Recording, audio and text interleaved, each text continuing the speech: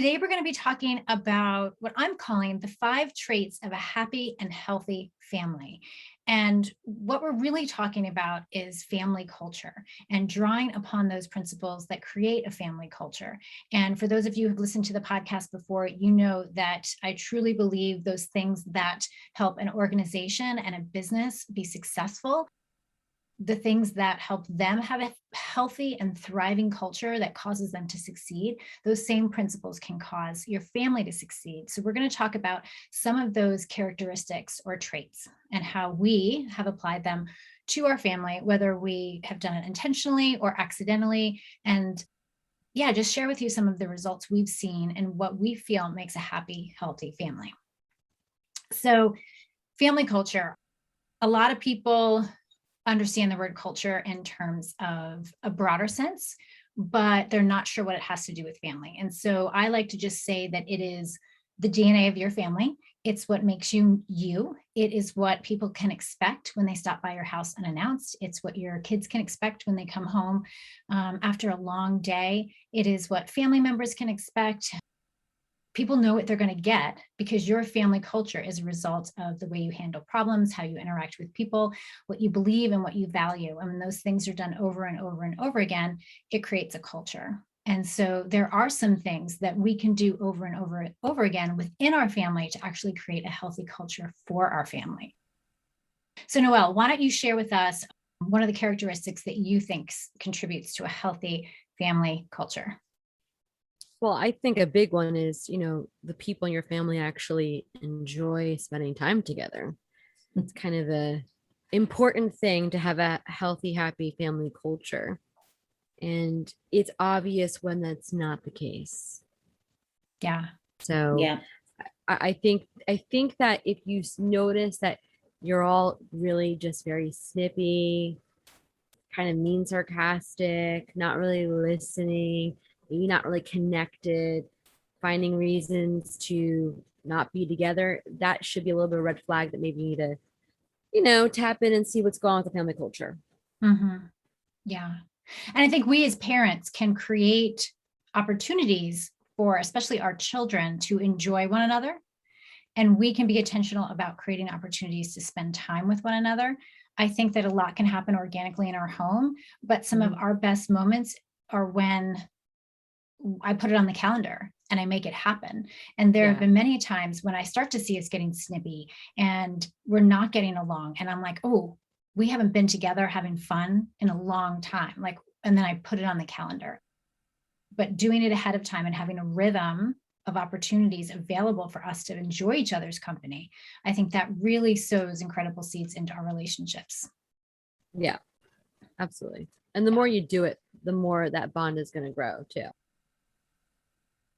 And cohesiveness is another one of those characteristics. I looked it up, and it is the quality of forming a united whole. And what I love about this is that, as you spend time together as a family, right, you become like at one, like an entity. And I've had the pleasure of doing a few things within our community. I've talked about this before on the podcast. My husband and I, we ran the TREPS entrepreneurship program at our kids' school, and our kids got very involved in that. My kids took the classes, and then as they aged out of the program, they helped out with the classes, and they were there for setup and breakdown of the marketplace. And what I love is that when the principal went around thanking all of the volunteers, he didn't call me by name. He didn't call my husband by name. He said the Amici family. And we kind of are a package deal, and people know that. And so I love that though. Like, I love that when somebody has a soccer game, we all show up. Like, you don't get to just stay home because now you're old enough to be in the house by yourself. When somebody has an event, we all go if we can. And, I'm kind of bummed when, they say parents only. So I'm like, right, my kids want to come. They want to support one another. And so that idea of cohesiveness, where we begin to become a whole, is really important, I think, for people to see. And it creates that sense of belonging. For sure. Yeah, I love that. I'm constantly battling perfectionism. But I'm the type of perfectionist that procrastinates if it can't be perfect. I'm not the type of perfectionist who has a perfect home. So let's be clear about that. So something that's helped me is realizing that those moments where you can capture cohesiveness, where you can spend quality time with each other, don't have to be long. They can be just to stop what you're doing. And my kids are 10 and 7. So just stopping what they're doing, getting down on their level and listening to whatever little thing it is that they want to tell me for that. It could sometimes be 60 seconds. And then they run off and they're back in their own world. But I made a switch in the way that I thought about that, spending time with my kids a few years back, to where, because we're always very busy. So just to know that I can have this kind of sacred moment with my kid for 60 seconds. And I have, even if I have a day where we don't sit down and cuddle and watch a movie, but I have a lot of little ones like that throughout the day, they know that, you know, it keeps that cohesiveness going. Yeah, that's good. I like that. Yeah. And that's a rhythm. You can create that rhythm because it's not just a one-time thing saying, oh, we're incredibly connected. It's that small, consistent steps over time that really help to firm that up. Alana, do you have a characteristic for us? Well, I do. Having shared values and interests, which those are kind of two different things. But I think that we can teach our kids more than a lot of parents sometimes feel like we can. Now, I have tried to get my kids into gospel and they just won't do it. And it's very upsetting to me, and they know that they've disappointed me in that area. Gospel music, not the gospel, right? No, gospel music, no. Okay. They've accepted Jesus Christ. I managed to help them in that area. But you can, in the same way that you can like teach an audience, you know, start to kind of teach an audience what are the ways that things go and what's funny, you know, you can teach that to your kids. And so my husband and I have really taken that kind of approach where, you know, we're going to watch this movie and this is a funny movie, and kind of like explain to them our sense of humor. So that now they've got that sense of humor, and we can all laugh at the same things. But I think where maybe if you didn't start out that way, you know, when I look into some of my extended family, we don't all have the same values and interests. But what you can do is you can find that the nucleus, what's underneath those interests, where you can find points of commonality and kind of camp there, you know. But I think that when you have shared values and interests, everything we've already talked about just kind of locks in together. You have that cohesiveness, and you're able to spend time enjoying each other because you enjoy the same things and you understand, you know, your value, the value of what you're doing, the why. But all of these are things that you have to teach your kids. They're just not just going to magically somehow get on the same page, no matter how much you model it. I think you still have to do some teaching there. I think a big part of sharing your values with your children is identifying them. I don't know that we always take the time to identify them and think about how we're going to communicate them, and choose intentional ways, and choose intentional language, and choose intentional lessons of how we're going to share that with them. We went through a time where my husband started saying, you know, we're kind and generous. And it became like a catchphrase in our house. And if I heard the kids not being kind and generous, I would say, hey, kind and generous. we're kind and generous. And I think having that, when you identify those things and then you attach them to that team, like, a Michi family, that team kind of dynamic, like we're a family who does this. We're a kind and generous family. We even put it on, we have one of those letter boards. We put kind and generous on the letter board, and not in a way of like beating anybody down with it, but as an encouragement. Like, this is who we are. I think values too influence the tenor of interests. And, I appreciate you saying that you've tried to get your kids into gospel music, because I've been trying to get my kids into musicals and theater and all that stuff forever, and they're not doing it. No matter what, they're just not doing it. They're not into it. They don't disobedient. care. They don't even like Hamilton. It's very upsetting to me. Horribly disobedient, rebellious children. Anyways, Yeah. But one thing is a value in our family is that we are very enthusiastic people. It's one of our values, is being enthusiastic to whatever we show up for. So if my daughter, who plays tackle rugby, is in a tournament, well, the three of us are showing up and we're bringing that value of enthusiasm with us. We're going to be the loudest to cheer her on. We're going to be excited to be there. We're bringing that value to her interest, even though it's different from mine. Nobody else plays tackle rugby. The same thing is true with my son, who's really interested in baking, and he bakes every day of his life. And so not all of us are great in the kitchen, but we bring our enthusiasm to his new recipes and things that he's working on, and, recipe books that he's highlighting. It's a great thing to remember that your values can be brought into anybody's interest, even if they're not shared. But the values, when they are shared, it's that tie that kind of connects you to the other person's interest and, recreational activity. I love that. I love that idea of injecting your values into their interests. That's great. Yes, I love that. That's amazing.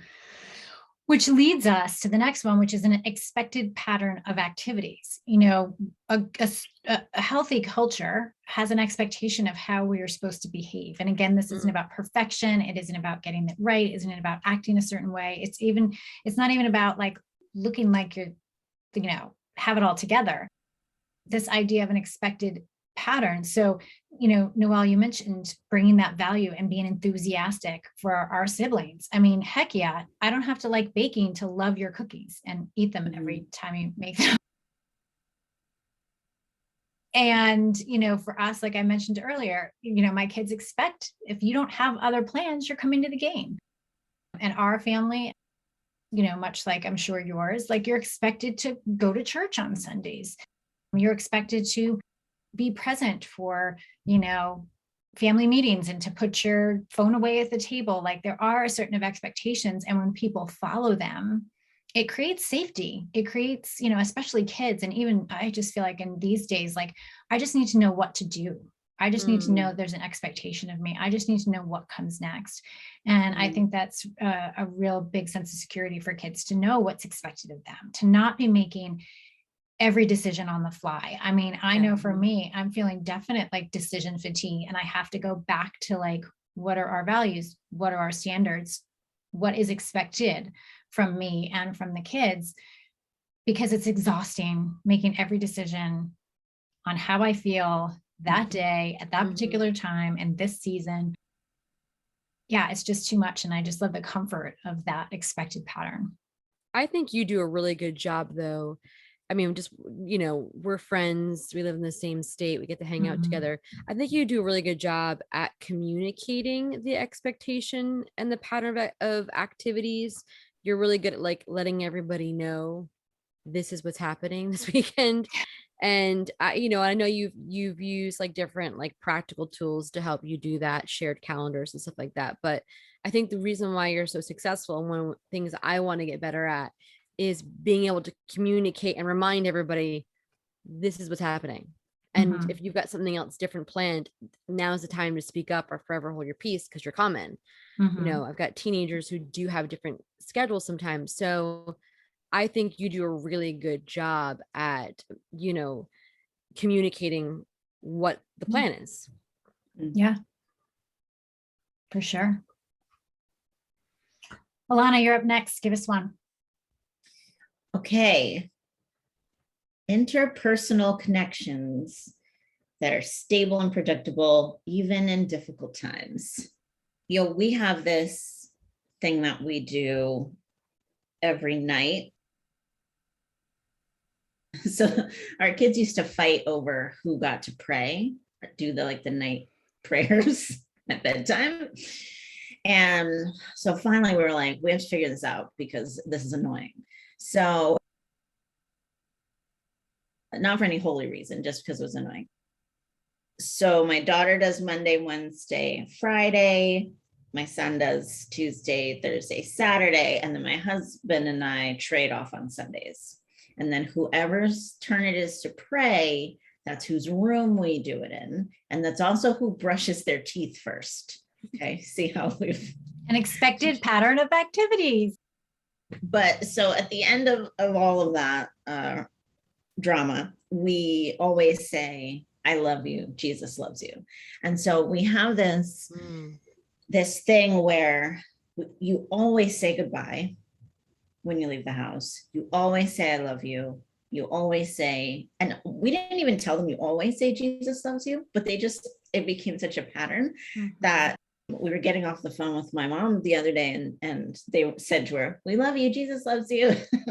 I love that. And, it's so far, it's not something that has become stale or anything. It's something that has meaning every time. And I just think having that foundation of love, having a foundation that King Jesus, who died for your sins, loves you. The Father in heaven loves you. You're safe, you're secure in that love. To me, that's the starting point in difficult times.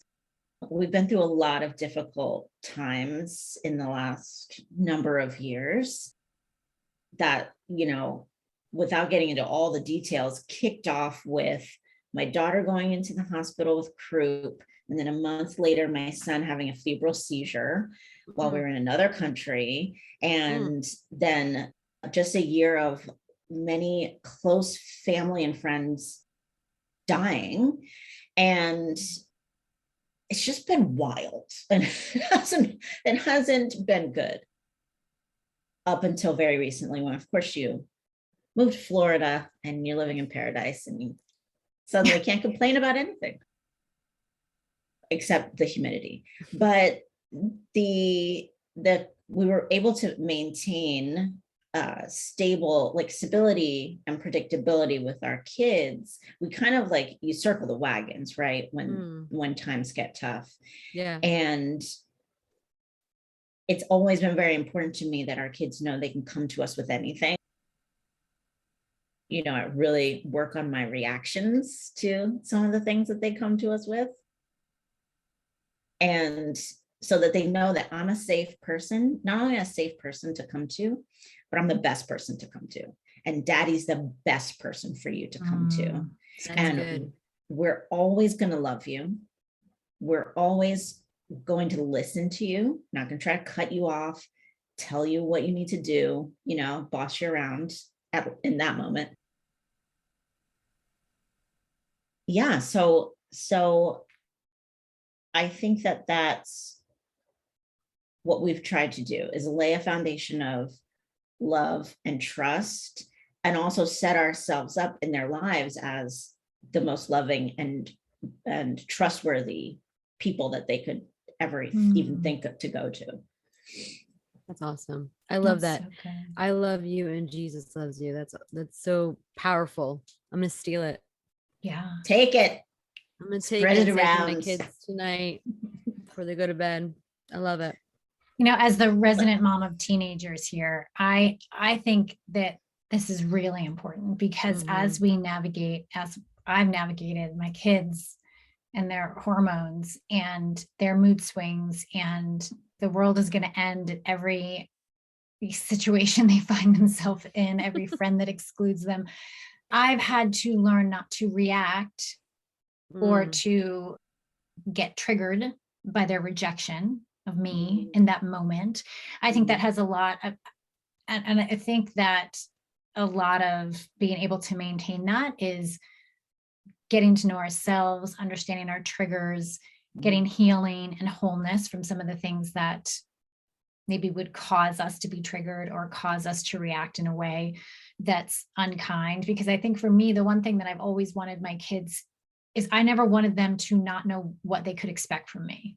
Like I mm, didn't yeah, want them to that's wonder if good. one day mom's going to be okay with this and the next day she's not, or is my mom going right. to understand today and then not tomorrow? Is she going to like lose it on me like later? I didn't want to be unpredictable. I That's didn't good. want to be Yeah. swayed by, and I don't have this down perfect by any means, but some of my best parenting moments have been when I act the complete opposite Hmm, of what would come natural, the right. complete opposite of what I Yeah. want to do. And I'm screaming on the inside and I go, oh, all right. Like,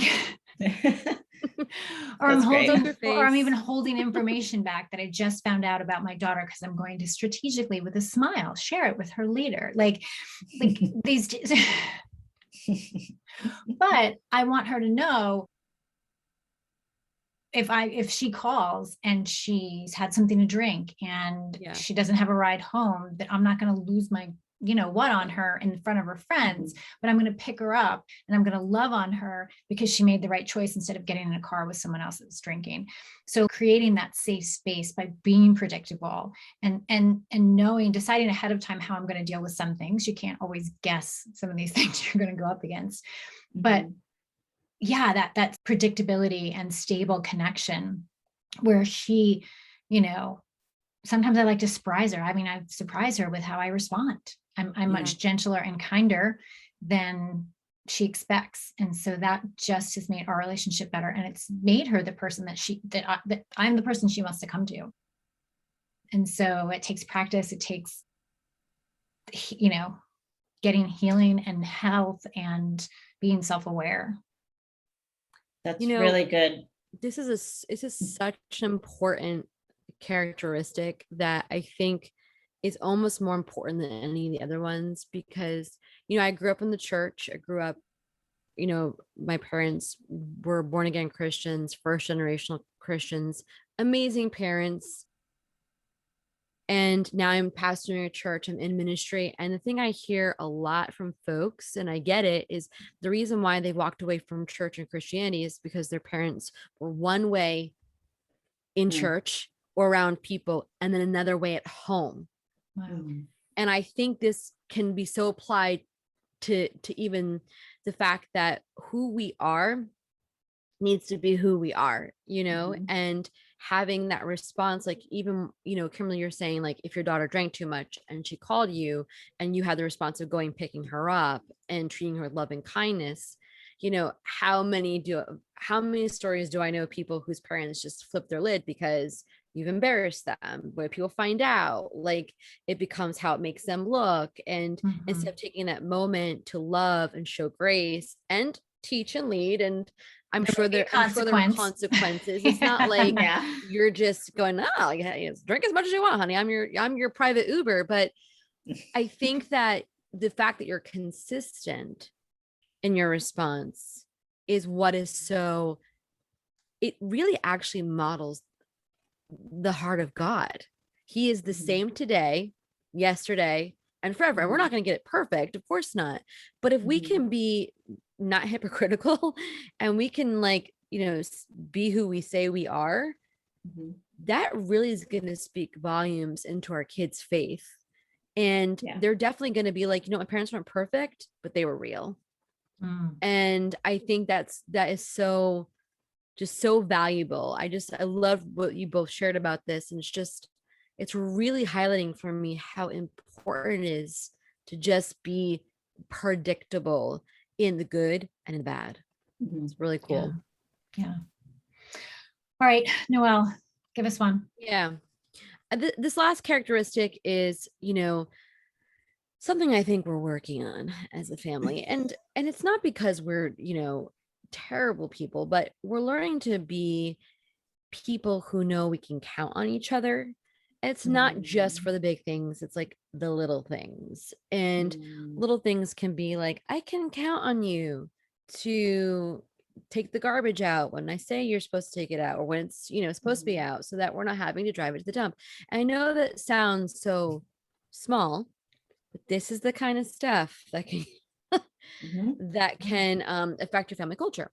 But also the big things, which we sort of touch on a little bit in our last characteristic, but knowing that when tough times happen, that particularly mom and dad, you can count on them, and they're going to be there. And I think in order for you to be someone who can be counted upon or reliable, you have to be willing to sacrifice. It can't be a matter of convenience. You can count on me when it's convenient for me. That's not being a person you can be counted on.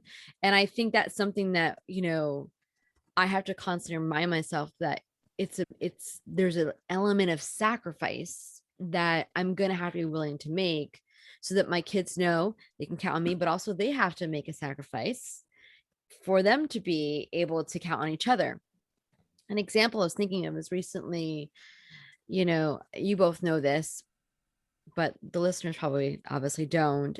We just lost my mother-in-law just a couple weeks ago. So my kid's grandmother. It was very sad. It was very sudden. And she lived in a different state. So I was with my husband in that state, being someone he could count on, right? But when we knew that we were going to have to let her go, because she was sedated and was ventilated, and we were going to have to let her go, I knew that I needed to be the one that told my kids, and I need to do it face to face. So I drove all the way home as soon as we knew that was what was going to happen. My mother and my sister were taking care of our kids, and they're older, so it would have been probably fine if my mom mentioned it to them. She could have handled it, but I felt in my heart that they needed to be me, and my husband needed to stay with his family. So I drove, and I got home really, really late. I picked them up from my sister's house. I brought them home. I sat them down, and I told them like this really sad news. And then I said, I'm going to stay up with you, and tonight can be whatever you want. We can watch movies, you can cry, you can go in your room and be by yourself. We could talk about feelings, but whatever you want to do, but I'm going to be here. And as long as you're awake, I'm going to be awake. And, there were some tears, there was some talking, and then we just kind of got on the couch in our pajamas and we watched TV together until we fell asleep. But I wanted my kids to know that when it's like that kind of big, big, big news, that they can count on me being with them as they process in the way that they need to process, and not making it something that had to be convenient for me. And I think that's really important, is that if we want our family to know that they can count on us, and want them to become resources where they can count on each other, they have to learn that it's not about convenience. It's actually about sacrifice and allowing each other the space to be what they need to be. And so it's something we're working on. I think that I struggle sometimes with things being inconvenient, because I'm also a perfectionist, and I like things to be sort of efficient. And, I also don't like things to be uncomfortable. So I kind of can, push things along faster when they need to be pushed along. But this is important. I think it's really important that we can count on each other. Yeah. That's good. And I think sometimes for me, the temptation is to just take care of what they should be taking care of, just because it's easier, it's more efficient. It's definitely a different example than you're providing. I'm thinking of like things that need to be done around the house. When we clean up in the morning, I need the dishes out of the sink, and I need the dishes out of the dishwasher, so that I can do breakfast dishes. And then if they go to school without doing their chore, then I have no place to put my clean dishes. And then now we've got I'm trying to teach my kids that we're like cogs, the cogs Yeah. that go together. And when one turns, the other can turn. And how if one is not turning, it causes a backup in the system. So it's kind of an abstract way to talk about what we're talking about, but like they have a part to play. So like if my son doesn't dry the dishes and I have nowhere to put my dirty dishes that I desperately want cleaned, then they're going to stack up. And then when they come home from school, we're going to have a mess and I'm going to be agitated. And then we got to cook it. Like if you do what's expected of you in these little things and even do what is expected of you in the big things, then we can support one another and make this happen. Even in terms of how we've opened our home up to others when we host a connect group, we all have a part to play. And I often say to them when we have friends over or family members over, I'm like, we can't do this unless everybody pitches in, because I can't carry this load on my own. I can't be the only one that's preparing for our guests, cleaning up after our guests. You can host your soccer team here, but that means beforehand, I need you to help me tidy up. And then I need you to help me clean up at the end, because we're all working together to be this family, to host these people, to serve others. And it sounds to me like do it. It sounds like to me like you're really good at setting clear expectations. And I know you mentioned like a connect group, which I guess is like small group kind of thing, home group. So do you like legit have them are you like to one kid, you're gonna vacuum, you're making the nacho dip, you're gonna make sure the toilet is clean while I do this? I mean, I'm just curious, do you give them assigned roles? Oh, for sure. And I would say, like, as we segue into what gets in the way of a healthy culture is not having clear expectations. I'm very much, I'm like, okay, Erin, you're going to answer the door. And then I want you to take people's coats and I want you to hang them up. And then, I'll have somebody else